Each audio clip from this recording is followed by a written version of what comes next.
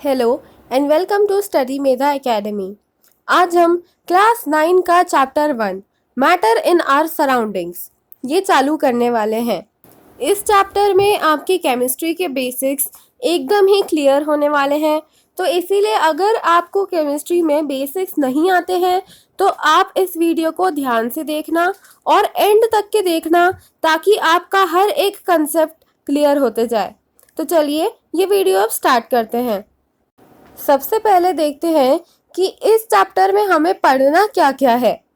तो the main topics to be covered are matter, उसकी definition और characteristics, diffusion and its applications, Brownian motion, states of matter और interconversion of 3 states of matter, plus हमें evaporation का एक phenomena भी इसी chapter में कवर करना है। तो आइए स्टार्ट करते हैं अपना ये चैप्टर। तो सबसे पहली जो डेफिनेशन हमें देखनी है, व्हाट इज मैटर। मैटर होता क्या है? Anything that occupies space and has some mass is called as matter. मतलब हर वो चीज जो स्पेस ऑक्यूपाई करती है और उसका कुछ वजन हो, उसको हम बोलते हैं matter. For example chair, bed, river, mountain, dog, जो भी हमारे सराउंडिंग में हमें जो भी कुछ दिखता है, जो कुछ स्पेस ऑक्यूपाई कर रहा है और उसका कुछ मास है, उसको हम मैटर बोलते हैं।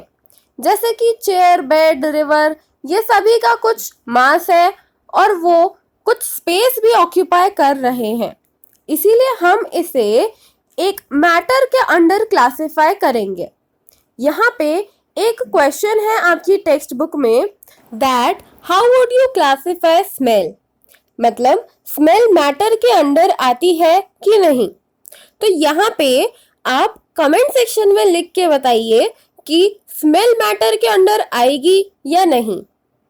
उसका आंसर होगा कि स्मेल मैटर के अंदर नहीं आएगी। क्यों?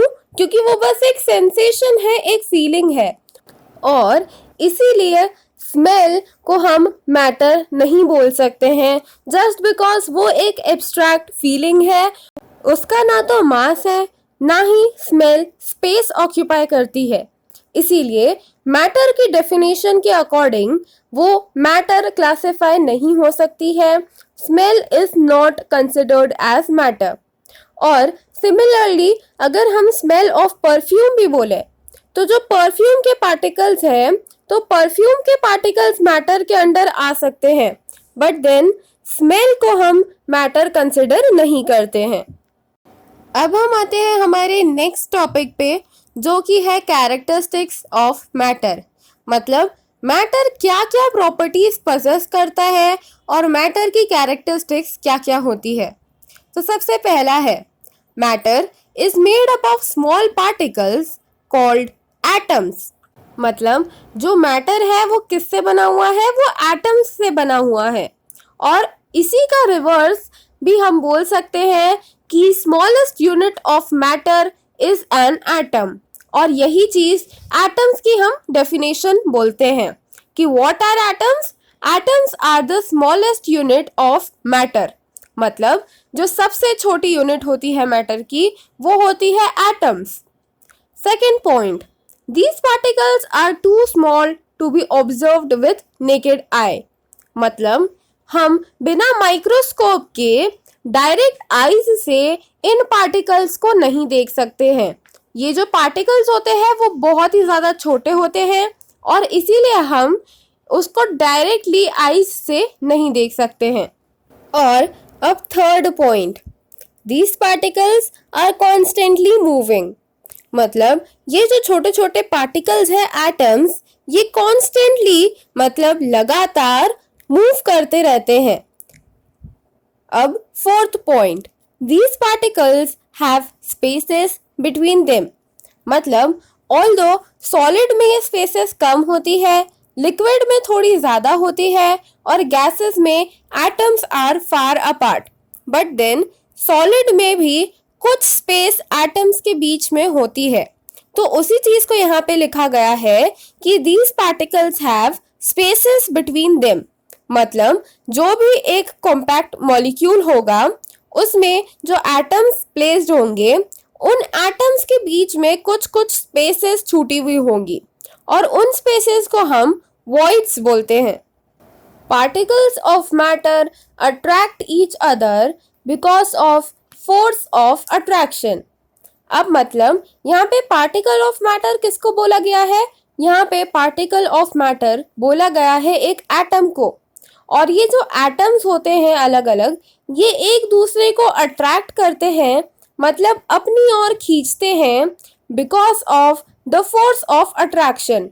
मतलब फोर्स ऑफ अट्रैक्शन के कारण मैटर के जो पार्टिकल्स होते हैं, मतलब एटम्स होते हैं, ये एक दूसरे को फोर्सेस ऑफ अट्रैक्शन के कारण अपनी ओर खींचते हैं। और इसी कारण सॉलिड्स में जो ये फोर्सेस ऑफ अट्रैक्शन होता है ये बहुत ही ज़्यादा हाई होता है और इसीलिए सॉलिड के जो पार्टिकल्स होते हैं, मतलब सॉलिड के जो एटम्स होते हैं, वो बहुत ही क्लोजली पैक्ड होते हैं। उनकी जो बीच की स्पेसेस होती है वो एकदम ही नेग्लिजिबल होती है। और अगर ये जो स्पेसेस होती है ये बढ़ जाती है लिक्विड्स के केसेस में। क्यों? क्योंकि वहां पे जो फोर्स ऑफ अट्रैक्शन रहता है वो सॉलिड के कंपैरिजन में बहुत कम रहता है। और सिमिलरली गैसेस में फोर्सेस ऑफ अट्रैक्शन बहुत ही ज़्यादा कम हो जाता है, लिक्विड से भी कम हो जाता है और इसीलिए इनके जो पार्टिकल्स रहते हैं वो फार अपार्ट, मतलब बहुत ही ज़्यादा दूर दूर चले जाते हैं। इसीलिए जैसे कि हम देख सकते हैं, क्योंकि लिक्विड के और गैसेस के उनमें फोर्सेस ऑफ अट्रैक्शन बहुत लूज होते हैं, इसीलिए वो कहीं भी आसानी से आ जा सकती है, वो अपना शेप भी बदल सकती है। फॉर एग्जाम्पल, हम एक लिक्विड कंसिडर करते हैं पानी। पानी एक लिक्विड है और जैसे ही हम उसे एक राउंड वेसल में रख देते हैं तो वो उस वेसल का शेप ले लेता है, और अगर हम उसे एक ग्लास में रख देते हैं तो वो ग्लास का शेप ले लेता है। तो ऐसा क्यों होता है? इसके पीछे का जो रीज़न है वो यही है कि उनके बीच में जो पानी के मॉलिक्यूल्स है, जो पानी के एटम्स है, उनके बीच में जो स्पेसेस है वो बहुत ही कम है। और इसी कारण जैसे जैसे हम उस पानी का जो वेसल है वो चेंज करते रहते हैं, पानी का जो कंटेनर है वो चेंज करते रहते हैं, तो वो कंटेनर के अकॉर्डिंग ही शेप लेते जाते हैं। सिमिलरली गैसेस, अगर कोई गैस किसी टेस्ट ट्यूब में रखी है तो जब तक वो टेस्ट ट्यूब क्लोज्ड है तब तक के वो उस वेसल के या उस टेस्ट ट्यूब के अंदर ही रहेगी। पर जैसे ही हम उस टेस्ट ट्यूब को खोल देते हैं या ओपन कर देते हैं तो वो जो उसकी स्मेल है, अगर वो स्ट्रॉन्ग हुई और वो गैस जो है वो पूरे ही रूम में जहाँ तक के वो जा सकती है वो फैल जाएगी।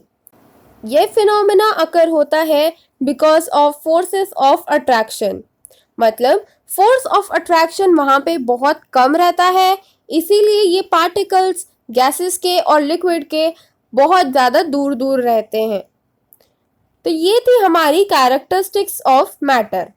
आज हमने इस चैप्टर की बिगिनिंग करी है और आगे इसे और डिटेल में पढ़ेंगे और इसके जितने भी कंसेप्ट्स हैं वो धीरे धीरे करके क्लियर करते जाएंगे।